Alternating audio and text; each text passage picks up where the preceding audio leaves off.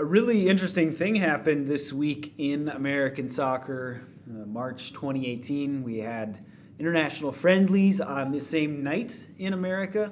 Mexico drew 100,000 people in Texas, USA. The Peru team drew over 25,000 for their friendly, and then the U.S. played in North Carolina and drew about 10,000 people in a smaller stadium, but still. It is very, very interesting to see how the gigantic USA soccer demographic shows up for authentic soccer, and how they are interested in real clubs from outside of the USA or their national teams from abroad, but they really don't pay attention to our own U.S. national team and our own U.S. domestic club competition. And the question always comes up, well, people are going nuts and showing up in droves for these foreign soccer clubs or national teams.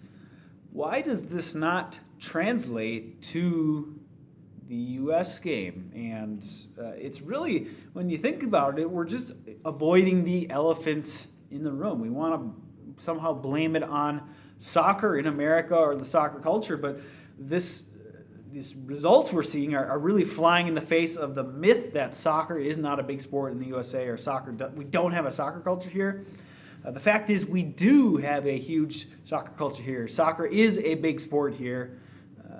It just doesn't look exactly like how we envision it. A lot of our gigantic soccer-first demographic, for example, with this Peru and Mexico set of games, is the Latino American demographic in USA. So that makes up a big chunk of soccer here in America. But does our current system, our national team, and our club system really represent that, what I think would be a Latino American majority under normal circumstances? No, we really have a system that represents a small group of owners, MLS shareholders, which is kind of the NFL U.S. sports owner demographic, and our youth soccer is basically catering to white, suburban, middle to upper class segments. So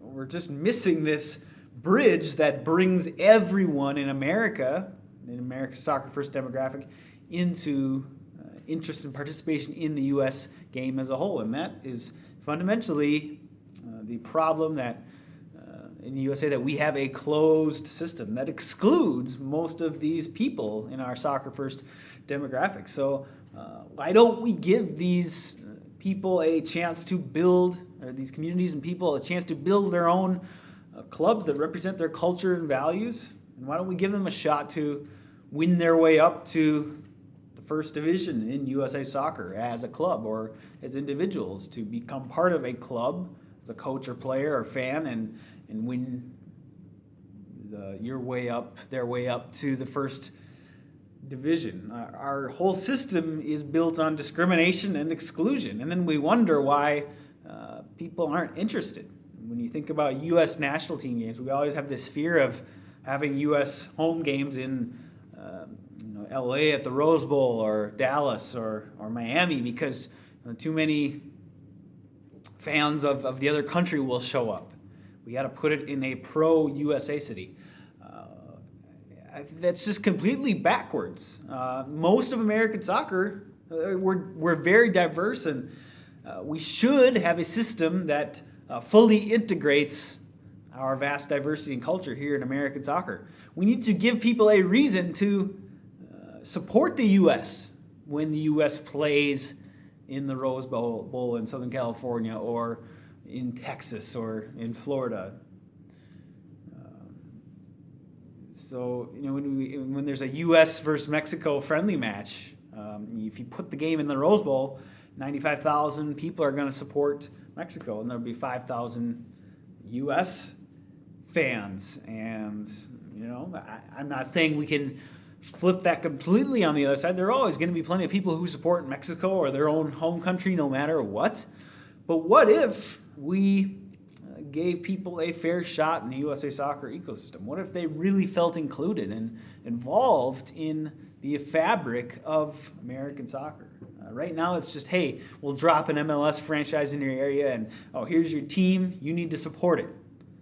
Here's the LA Galaxy, or here's FC Dallas, or here's Miami FC. We helicopter in this franchise, and we expect to have this authentic, organic club support that's seen around the world. It just doesn't work that way. They even tried it with Chivas USA, kind of a carbon copy of the Chivas club in Mexico, and that was a complete flop. Latinos didn't buy into it. They could smell the inauthenticity from miles away, and it was a complete failure of an MLS franchise. So, if we want to truly reach our U.S. soccer potential, if we want to see the vast diversity in American soccer accurately represented in American soccer at all levels, from the youth levels to club level, lower divisions to the top division, and to our national team player pool and first team, we need to unleash the market, let everyone have a fair shot. We need to stop basing things off of what, the size of your city, business metrics, how much money you have. We need to start basing things off of merit on the field and in the events surrounding the administration and support of a club, just like a normal soccer nation around the world. We can continue to double down on a failing system, a system that stuffs the global game of soccer into a tired and old U.S. sports franchise ball model, or we can simply admit our wrong, do the right thing, align with FIFA mandates of equality and opportunity for all, and an open merit-based promotion relegation system. So we could be such a great soccer nation, but right now we're operating at about 5% of our potential. How awesome will it be when America's vast, diverse soccer culture is accurately represented in the American soccer ecosystem? Programs or outreach or charity won't do. We need to give people a fair shot at building their own club that can make it to the pinnacle of American soccer. Stop trying to fool people with fake soccer.